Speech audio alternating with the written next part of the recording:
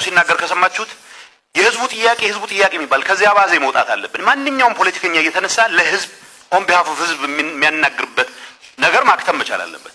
የኤሊት ኢንተረስት ነው እያንጸባረቅን ያለ ነው። ስለዚህ እኛ ተሰባስበን ለህዝቡ እንወስንለት ነው። ሰው መደረግ ካለበት ህገ መንግስቱ እንደመነሻ ተጠቅመን ህገ መንግስቱ መሻሻልም ካለበት ያንን ህገ መንግስት ተጠቅመን ነው እንጂ ዲስግራንትልድ ፖለቲሽንስ ድንገት ኋላ ከ27 ዓመት በኋላ ለአቅመ ፖለቲካ የደረሱ ሰዎች እኛ አልነበርንበትም በሚል ህዝቦች የተስማሙበትን ዶክመንት በወቅቱ ቢያንስ በነበረው ደረጃ የተስማሙበትን ዶክመንት አሽቀንጥረው የሚጥሉበትን እድል ከፈቀድን ሌላ የትርምስ ምዕራፍ ነው የምንከፍተው። አቶ ጌታቸው አሁን ያሏቸው አንዳንድ ጉዳዮች ላይ ሁለት ነገሮችን ኮሜንት አድርጌ ማለት ነው። ከዚህ ሁሉ ዘመን በኋላ አንድ የፖለቲካ ድርጅት የ40 ዓመት ታሪክ ያለው የፖለቲካ ድርጅት በገነገነ ሁኔታ መለወጥን ሬዚስት ሲያደርግ ሳይ አዝናለሁ። ከሌቭሊንግ ያለ መውጣት ሁላችሁም አህዳዊ ናችሁ። እኔ ቅድም ስነሳ ምንድን ነው ያልኩት? ሁለት የኃይል አስተላለፍ ልዩነት አለ በኢትዮጵያ የፖለቲካ ቅራኔ። አንዱ ህገ መንግስቱ አይወክለኝም የሚል ነው፣ ይሻሻል የሚል ነው። ይሄን የሚደግፍ ህዝብ አለ አልኩ። ይሄ ብቻ ግን አይደለም።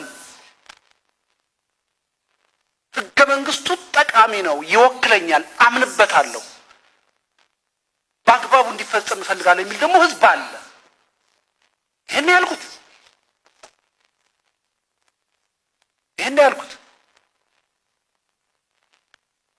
ይሄን ሚዛናዊ እንዳልሆነ አስተሳሰብ አድርጎ ማቅረብና ህገ መንግስቱ ይሻሻል የምትሉ ሰዎች በህዝብ ስም የኤሊት ጥያቄ ነው የምታቀርቡት ነው ያሉት። የኛ የኤሊት ጥያቄ ነው፣ የእሳቸው የህዝብ ጥያቄ ነው። ግን ህሊና ላለው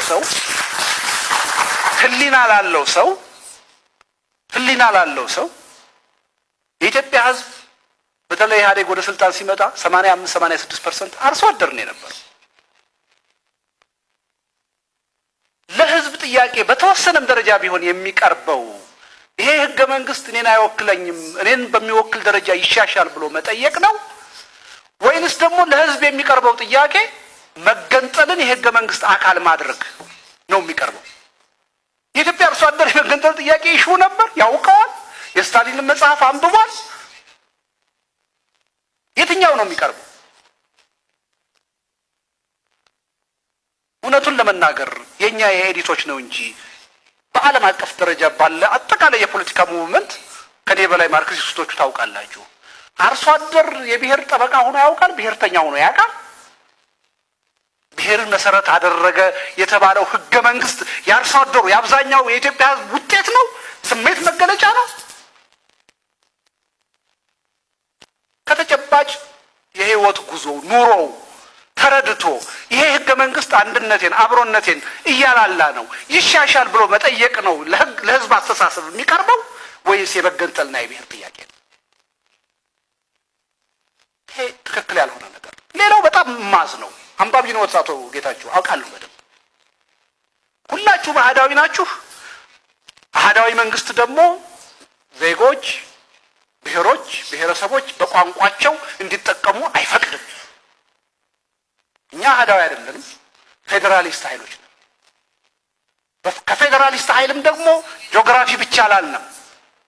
የኢትዮጵያን ተጨባጭ ሁኔታ ግምት ውስጥ ያስገባ 4-5 መስፈርት ጠረጴዛ ላይ እየተቀመጠ እየተገመገመ ውይይት እየተደረገ ሁሉን አቀፍ የሆኑ መስፈርቶች የኢትዮጵያን የፌዴራል አደረጃጀት ይወስኑት። አንድ ጥያቄ ብቻ እንዲወስን አናደርግ ነው ያለው። ነገር ግን ጂኦግራፊንም ቢሆን መሰረት ያደረገ ፌዴራሊዝም የቋንቋን መብት አይጨፈልቅም።